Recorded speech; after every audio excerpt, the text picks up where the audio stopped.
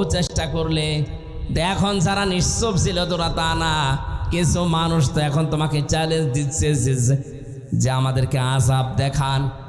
আমি আর সহ্য করতে পারি নাই, কারণ মানুষ যখন চ্যালেঞ্জ দেয় আল্লাহকে, আল্লাহ রাব্বুল আলামিন তখন গ্রহণ করে নেন।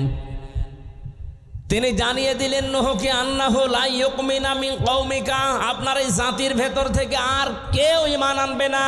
এই যে লা ইউমিনা, প্রশ্ন আসতে পারে ইউমিনা মজারে বর্তমান ভবিষ্যৎ প্রেজেন্ট ফিউচার, এর আগে লান যদি আল্লাহ দেন তাহলে অর্থ হয় বাংলায় যে কখনোই হবে না।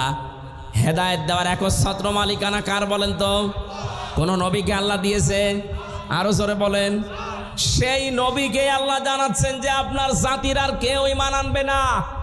আপনি এমনিতেই বলেন তো, একটা মানুষ 950 বছর চেষ্টা করে মাত্র 80 জন, মন তো এমনি খারাপ, আবার জানিয়ে দিচ্ছে যে আর কেউ ঈমান আনবে না। মন